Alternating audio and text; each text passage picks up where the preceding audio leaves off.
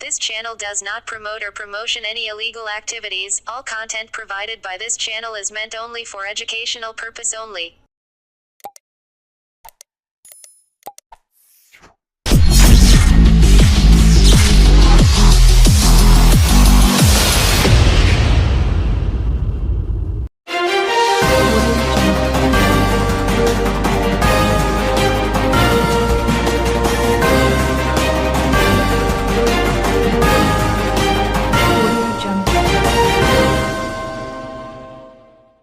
হুগলি লোকসভা কেন্দ্রের নবনির্বাচিত সাংসদ রচনা বন্দ্যোপাধ্যায় চুঁচুড়া জেলা শাসক কার্যালয়ে উপস্থিত হয়ে আগামী দিনে তার লোকসভা এলাকায় কিভাবে উন্নয়নের কাজ হবে তাই নিয়ে বিস্তারিতভাবে আলোচনা করেন। বিশেষ করে তার নির্বাচন ক্ষেত্রের স্বাস্থ্য ব্যবস্থা, শিক্ষা ব্যবস্থা, শৌচাগার নির্মাণ, গঙ্গার ভাঙনের মতো গুরুত্বপূর্ণ বিষয়গুলি নিয়ে আলোচনা করেন। রচনা জানান এর মধ্যে কোনগুলিকে প্রাধান্য দেয়া হবে সেই বিষয়েও বিস্তারিতভাবে আলোচনা হয়। এছাড়াও তার লোকসভা কেন্দ্রের উন্নয়নের জন্য কোন কোন বিষয়গুলি লোকসভায় তুলে ধরতে হবে। তিনি জানান চুঁচুড়ায় যে ইনডোর স্টেডিয়াম তার আধুনিকীকরণ এবং উন্নয়নের জন্য কাজ করতে হবে। এছাড়াও ময়দানে যে খেলাধুলা হয় সেখানে দর্শকদের বসার জন্য প্রয়োজনীয় গ্যালারি এবং সেই তৈরির বিষয়গুলি নিয়েও ভাবনা চিন্তা করা হচ্ছে। এছাড়াও হুগলি লোকসভা কেন্দ্রের অন্তর্গত যে সমস্ত হাসপাতাল, স্বাস্থ্য কেন্দ্রগুলি আছে সেগুলাকে তিনি নিজে গিয়ে দেখবেন, সেখানকার পরিষেবা কেমন চলছে। হকার উচ্ছেদ নিয়ে বলতে গিয়ে বলেন, দিদি বলেছেন ফুটপাত দিয়ে যেমন মানুষ হাঁটবে তেমনি রাস্তা দিয়ে গাড়ি চলাচল করবে, তবে যারা ফুটপাতে হকারি করেন তাদেরও পুনর্বাসনের জন্য ব্যবস্থা করা হবে বলে মুখ্যমন্ত্রী জানিয়েছেন। দিল্লি সেশনের জন্য আমি বারবার পাচ্ছিলাম না, বাট আমি কিছুদিনের জন্য এখন কলকাতা এসেছি বলে ডিএম এর সাথে কথা বলা আমার ভীষণ জরুরি ছিল, এবং ওভারঅল আমাদের যাতে খুব তাড়াতাড়ি কাজ শুরু হয় ওদের জন্য, এবং কি কি প্রায়োরিটি লিস্টে আমাদের ফার্স্ট আছে ম্যামের সাথে আলোচনা করে সেটা আমরা ডিসিশন নেব, এবং ধীরে ধীরে করব কোনটা আগে হওয়া উচিত, কোনটার কি কি রুলস এন্ড রেগুলেশনস আছে সেগুলো নিয়ে আলোচনার ব্যাপার ছিল, সেগুলো নিয়ে সব আমরা আলোচনা করলাম। এখন ধীরে ধীরে আমাদের কাজ শুরু করতে হবে। সুভাষদা আছেন আমাদের সাথে, আমরা সবাই মিলে মিলিত চেষ্টা সবকিছু করবো, এবং আজকে সব ফিল্ড থেকে সবাই এসেছিলেন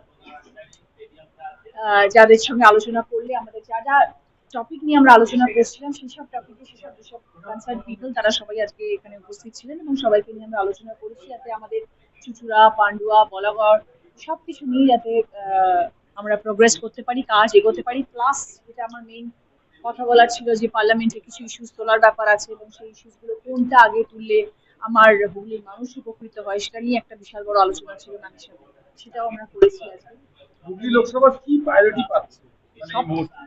হুগলি লোকসভা প্রচুর প্রায়োরিটি পাচ্ছে, এবং সবার আগে আমার যেটা মেইন এখন ভাবছি সেটা হচ্ছে যে একটা দুর্দান্ত আমাদের একটা ইনডোর স্টেডিয়াম আছে চুঁচুড়াতে, যেটা বন্ধ হয়ে পড়ে রয়েছে আজকে দিনের পর দিন।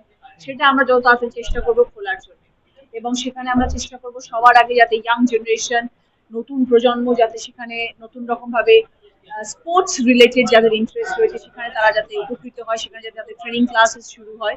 সেই জন্য আমাদের খুব তাড়াতাড়ি আমরা চেষ্টা করবো ইন্ডোর স্টেডিয়ামটাকে খোলার জন্য, এবং সেখানে সোলার প্যানেলিং করা হবে যাতে আমাদের ইলেকট্রিসিটির প্রবলেম না হয়, বিকজ ইন্ডোর স্টেডিয়ামে ইলেকট্রিসিটি ভীষণ হাই হয়। সেটা নিয়ে আমাদের একটা আলোচনা বিশাল রকম ভাবে ছিল। প্লাস আমাদের চুঁচুড়াতে যেটা ওপেন গ্রাউন্ডে যেখানে খেলাধুলা করা হয়, সেখানে এমএলএ কাপ হচ্ছে এবং সেখানে সবাই প্র্যাকটিস করছে, সেখানে একটা গ্যালারি হলে খুব ভালো হয় যাতে মানুষ ঠিকঠাক ভাবে বসতে পারে এবং সেখানে শেড থাকতে পারে, এবং যাতে মানুষ আনন্দ করে বসে খেলা উপভোগ করতে পারে। সেটা মানে এগুলো হচ্ছে আমার স্পোর্টস রিলেটেড জিনিস। প্লাস আমরা যেটা নিয়ে আলোচনা করি সেটা হচ্ছে অঙ্গনওয়াড়ি স্কুলে যাতে ডেভেলপমেন্ট নিয়ে যাতে আমরা আলোচনা করতে পারি। রুরাল মানুষরা, মহিলারা, স্কুলের বাচ্চারা যারা ঘরে যাতে না বসে থেকে তারা যাতে শিক্ষার আলো পায়, এবং জেলায় জেলায় যাতে আমরা স্কুল চালু করতে পারি, এবং তার জন্য আমাদের যেরকম ভাবে হোক এগোতে হবে, সেই কাজগুলো করতে হবে যাতে স্কুলগুলো আমরা স্কুলগুলো হয়েছে অথচ চালু হয়নি, তাই তো বিল্ডিং এর অভাব, সেই বিল্ডিং গুলো আমাদের বাড়াতে হবে, কাজ চলছে সেগুলোকে চালু করতে হবে, সেইগুলো নিয়ে আমরা আলোচনা করেছি। প্লাস সব থেকে বড় জিনিস, সেটা অবশ্য এক্ষুনি সেটা হবে না, সেটা সেই কথাটা বলে তুলতে হবে, সেটা হচ্ছে বলাগড়ের ভাঙন। সেটা একটা বিশাল বড় ইস্যু, যেটা নিয়ে আশা করি আগামী বাজেটে আমাকে কোয়েশ্চেন তুলতে হবে দিল্লিতে, এবং সেটার জন্য আমরা প্রিপারেশন নেবো। সেটা নিয়েও ম্যামের সাথে কথা হলো যেটা আমরা করতে পারি, এবং তার প্রজেক্ট রিপোর্ট আমাদের তৈরি করতে হবে। এরকম ধরনের বিভিন্ন ধরনের ইস্যুস রয়েছে, আর শুধু আজকে আপনারা বলছেন বলে না, এরকম মিটিং প্রায়ই আমাদের এখন করতে হবে, এবং মিটিং করে আলোচনা করে কাজ এগোতে হবে, কাজ শুরু করতে হবে। অনেক কটা অঙ্গনওয়াড়ি স্কুল আছে, সেসব স্কুলগুলোতে এখনো পর্যন্ত ইলেকট্রিক বিদ্যুৎ পৌঁছায়নি, টয়লেট রয়েছে, টয়লেট ব্যবহার করার যোগ্য নয়, এরকম অনেক স্কুল আছে সেখানেও তারা শুধু যারা গার্জেনরা রয়েছে অভিভাবক তারা শুধু খাবার নিয়ে চলে আসে তাদের স্কুলে স্টুডেন্টদের পাঠাতে পারে। সেগুলো তো ডেফিনেটলি সেগুলোর জন্যই তার ওই আলোচনা, এবং সেগুলো দেখে আমাদের আগে শর্টলিস্ট করতে হবে যে কোন কোন স্কুলগুলো তার মধ্যে এফেক্টেড সব থেকে বেশি, কারণ স্পেশালি মেয়ে বাচ্চারা তাদের জন্য বাথরুম ভীষণ ইম্পর্টেন্ট। প্লাস শুধু স্কুল বলে নয়, আমার মনে হয় যে শৌচালয় সাধারণ বাজারে যারা বসে সবজি বিক্রেতারা যারা করছে তাদের একটা বাথরুমের প্রয়োজন হয়, যারা মার্কেটে দৈনন্দিন চলাফেরা করছে সবাই তো আর মলে যেতে পারে না, তো তাদের জন্য শৌচালয়ের একটা ভীষণ ইম্পর্টেন্ট একটা ম্যাটার। মানে আমার মনে হয় কনভিনিয়েন্স, মানুষের দৈনন্দিন জীবন চলার পথে মানুষ যাতে উপকৃত হয়, মানুষের দৈনন্দিন জীবন যেন ব্যথিত না হয়, তাদের যেন হোঁচট খেতে না হয় রাস্তায় যেতে গেলে, সেই জিনিসগুলো হওয়া ভীষণ দরকার। আমি একটা সাধারণ মেয়ে, আজকে আমি হতে পারি অভিনেত্রী, আমি হতে পারি আজকে পলিটিশিয়ান, আমি যদি আজকে রাস্তায় যাই, আমার যদি মনে হয় যে আমার কোথাও একটা বাথরুম যাওয়ার প্রয়োজন, আমি কোথায় যাবো? আমি কি খুঁজে খুঁজে বেরোবো কোথায় আমার একটা 3 স্টার মল আছে এবং সেই মলের মধ্যে ঢুকে গিয়ে আমি বাথরুম যাবো? It is not possible.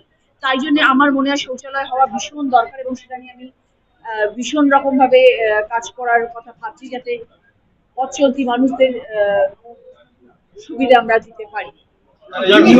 আপনার লোকসভায় সবথেকে হেভি লোকসভা হচ্ছে আপনার দিগম্বরা সদর হাসপাতাল, সেটার অবস্থাটা অনেকটাই আপনার মানে খারাপ অবস্থায় রয়েছে। নাটক দেখা গেছে যেরকম পেশেন্টের স্বাস্থ্য সংক্রান্ত বিষয়ে কিছু আলোচনা হয়েছে, একদম, মানে এখন একদম। তো জ্বলন্ত ইস্যুতে একদম স্বাস্থ্য